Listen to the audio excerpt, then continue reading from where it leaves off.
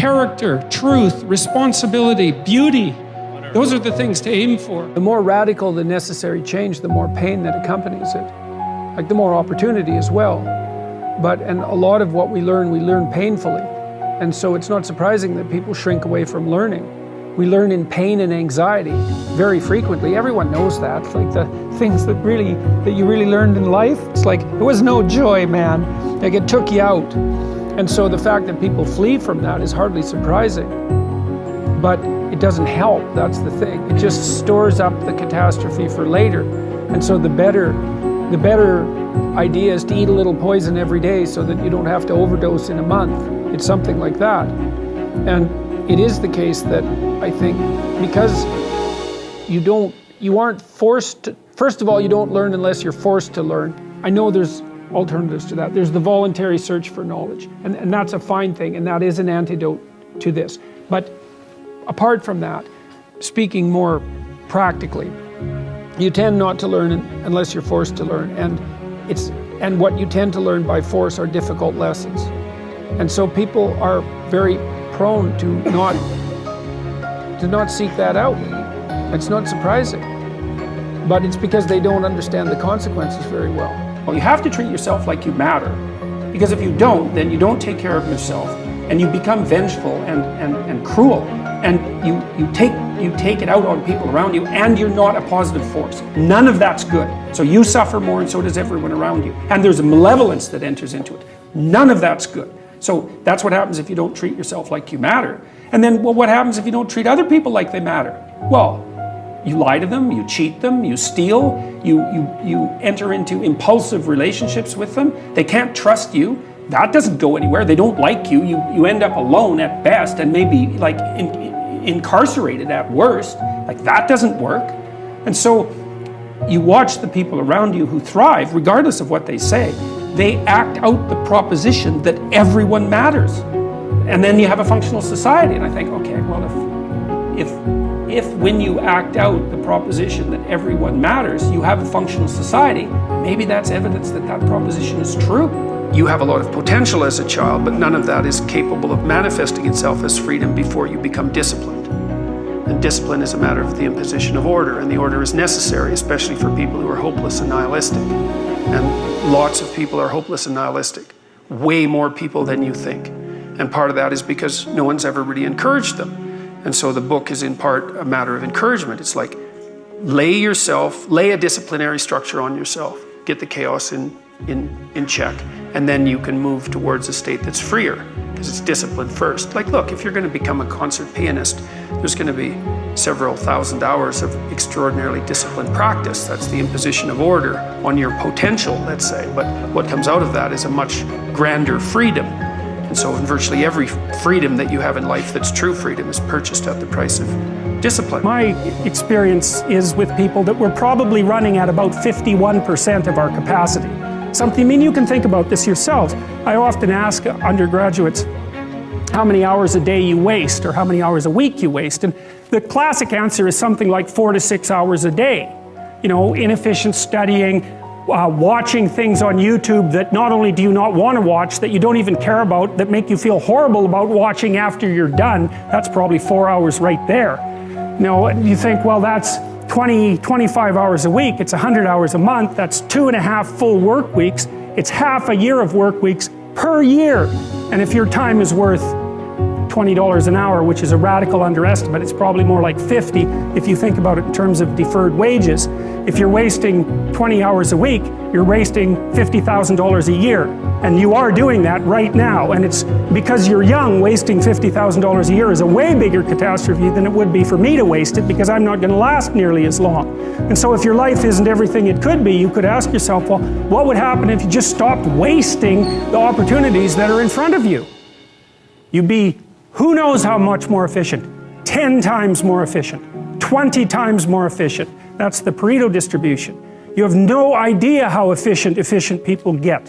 It's off the charts. Well, and if we all got our act together collectively, and stop making things worse, because that's another thing people do all the time. Not only do they not do what they should to make things better, they actively attempt to make things worse because they're spiteful or resentful or arrogant or deceitful or homicidal or genocidal, or all of those things all bundled together in an absolutely pathological package. If people stopped really trying just to make things worse, we have no idea how much better they would get just because of that. But one of the main reasons that people don't get what they want is because they don't actually figure out what it is. And the probability that you're going to get what would be good for you, let's say, which would even be better than what you want, right? Because, you know, you might be wrong about what you want easily, but maybe you could get what would really be good for you. Well, why don't you? Well, because you don't try. You don't think, okay, here's what I would like if I could have it. And I don't mean in a way that you manipulate the world to force it to deliver you goods for status or something like that. That isn't what I mean. I mean something like, imagine that you were taking care of yourself like you were someone you actually cared for. And then you thought, okay, I'm caring for this person. I would like things to go as well for them as possible. What would their life have to be like in order for that to be the case? Well, people don't do that. They don't sit down and think, all right, you know, let's figure it out. You've got a life. It's hard, obviously. It's like 3 years from now, you can have what you need. You got to be careful about it. You can't have everything.